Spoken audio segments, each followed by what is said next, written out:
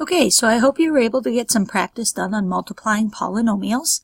And now we are going to move into our next lesson, which is using that skill to be able to convert from vertex form to standard form.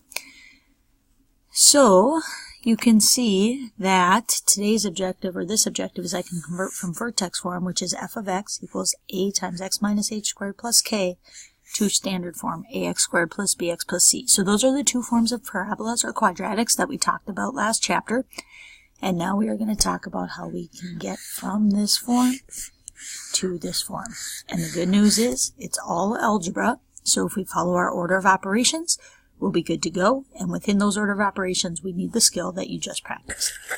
So before we start, we're going to make sure we know the difference between vertex form and standard form. So you're going to circle the equations that are in standard form and put a box around the ones that are in vertex form. So pause the video, do that, and then turn the video back on to check your work. Okay, so as I look at these, the first one, because of the parentheses, really is what you're looking for, the parentheses with the squared after, that would be vertex, so it should have been a box. Second one, there's no parentheses, it's ax squared plus bx plus c, so it's a circle. Third one, even though there's no number on the end, it's the parentheses with the square, so that is vertex form. The one below here, 1/2 x squared minus x, no parentheses, that's a circle. This one was vertex form, and this one was standard form. So hopefully you're able to get those. But again, our job here is to take something that looks like this and convert it into something that looks like this. In order to do this work, we need to know the order of operations, which we will begin with parentheses and then move on to exponents. After you work through exponents, you will multiply, and then finally we'll add and subtract. So the good news about this process is that once you get the hang of it, the order is always the same. Okay, so as long as you know these steps and can follow the process and are good at multiplying polynomials, which is what we just practiced, if you practice enough, this should be okay.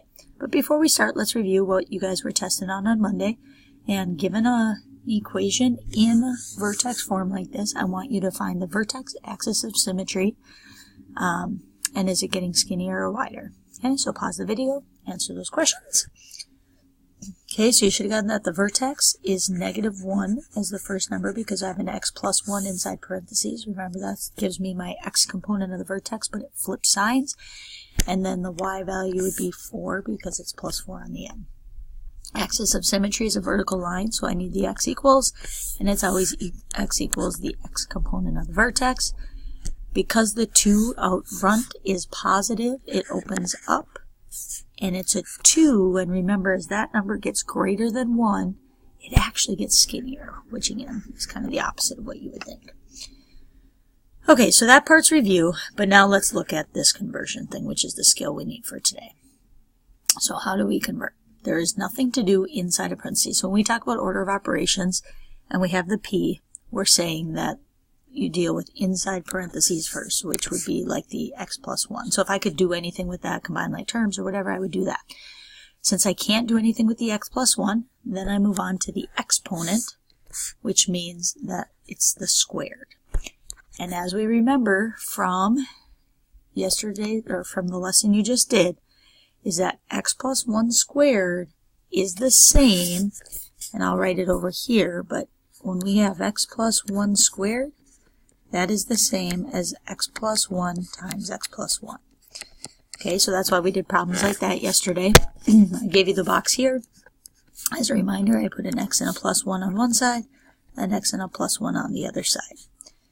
And as you just practiced, we do length times width of each of these 4 little boxes. X times x is x squared, x times 1 is 1x, x times 1 down here is 1x, and 1 times 1 is 1.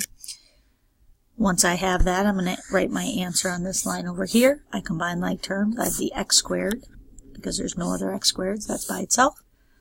I have a 1x and a 1x, which are like terms. I add those together and I get 2x. And then last but not least, I have a plus 1 on the end. So when I look at what I've done so far, the x plus 1 that was in parentheses, the x plus 1 squared, is the same as x squared plus 2x plus 1. So now I can rewrite the original equation 2 times that x plus 1 squared, and instead of x plus 1 squared, I can say it's x squared plus 2x plus 1. And then we brought down the plus 4. Okay, so again, you can see that my equation is the same. This 2 that was in the original equation is still out front. The yellow x plus 1 squared became x squared plus 2x plus 1. And last but not least, that plus 4 on the end was brought down. So I've only done algebra to make it look different, but it is still an equivalent equation. So now, again, if we deal with our order of operations, I look at what I have, and I know that my next step after getting rid of exponents is to do any multiplication and division. And so the 2 out front is the same as multiplying. I have to distribute it through for all 3 of these pieces. Okay, so the 2 parentheses x squared plus 2x plus 1 becomes 2 times x squared is 2x squared. 2 times 2x is plus 4x. And 2 times 1 is plus 2. So I'm going to make this all blue because that's what I just did. I took that 2 and I multiplied it by this, and that became this blue part down here. Please note that we did bring down this 4 because we have not done anything with that yet. So we are at this point, and then the final thing we have to do is we must combine like terms. So I have a 2x squared. No other x squared, so I'm going to leave that as part of my answer. I have a 4x, no other x's, I leave that as part. But then I have a plus 2 with no x's and a plus 4. So it's these last 2 numbers that I will add together. I forgot to leave you a blank for this, but my final answer would be f of x equals, again, the 2x squared has nothing to add to, plus the 4x has nothing to add to, plus the 2 and the 4 become 6. So this is my final answer in standard form. Now remember, it's just asking us to find the values of a, b, and c below. Remember, standard form is f of x equals ax squared plus bx plus c. So when I ask you to find a, b, and c, the a is the number attached to the x squared. So in this case, it's just this 2 out front. It never includes a variable. If I ask you for a, b, and c, never use the variables. The b value is the number attached to the x, so it's just the 4 in this case. And last but not least, the c is the constant. It's the number without any variables attached, so in this case it's a 6. Alright, so that's what we looked at. So again, what we did, and I can get it all on the same screen here, barely, we took this equation, f of x equals 2 times x plus 1 squared plus 4 in vertex form, and we ultimately converted it to standard form. F of x equals 2x squared plus 4x plus 6. So these 2 equations at the top and bottom, if I graph them both in the same screen, they're the exact same parabola. Okay, they're just written in a different way. Okay, so that's an intro to what we're doing today. I want you to go to our Schoology class page again, under Office Hours in the Thursday, April 26th folder. Click on the next video called Vertex to Standard Form Practice. Again, you're going to use that video now to work up through some examples on the back of this worksheet. We'll do some of them together and I'll have you practice some on your own. Because really this skill just takes a lot of practice. Thank you.